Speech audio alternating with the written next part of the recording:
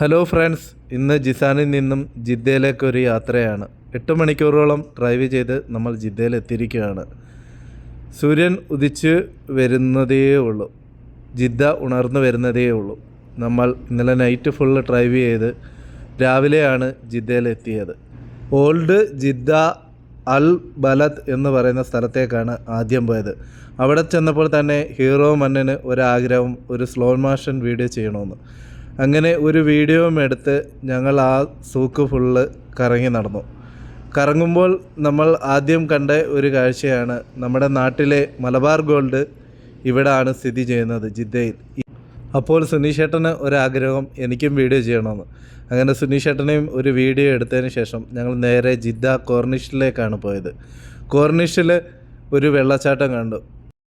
കടലിനോട് ചേർന്ന് തന്നെ ഒരു പമ്പ് വെച്ച് വെള്ളം പമ്പ് ചെയ്യുകയാണ്. 30 അടിയോളം ഹൈറ്റിൽ ആ വെള്ളം പോകുന്നുണ്ട്. അത് പകൽ കാണാൻ തന്നെ നല്ല മനോഹരമായിരുന്നു, നല്ല രസമായിരുന്നു ആ കാഴ്ച. അപ്പോൾ തന്നെ ഞങ്ങൾ ആഗ്രഹിച്ചു, ഇത് നൈറ്റ് വന്ന് സൂര്യൻ അസ്തമിക്കുന്ന സമയത്ത് ഈ ഒരു കാഴ്ച കാണണമെന്ന്. അത് നിങ്ങളെയും കൂടി കാണിക്കണമെന്ന് ഒരാഗ്രഹം. അങ്ങനെയാണ് ഈ വീഡിയോയിലേക്ക് എത്തിയത്. അങ്ങനെ അത് ഞങ്ങൾ നൈറ്റ് വന്ന് അത് ആസ്വദിച്ചു.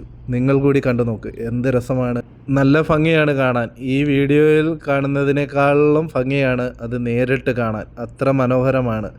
വീഡിയോ കുറച്ച് സൂമിങ് ആയതുകൊണ്ട് വീഡിയോ അത്ര ക്ലിയറും ആയിട്ടില്ല. അടുത്ത നല്ലൊരു വീഡിയോയുമായി ഞങ്ങൾ വരുന്നതായിരിക്കും ഉടൻ തന്നെ.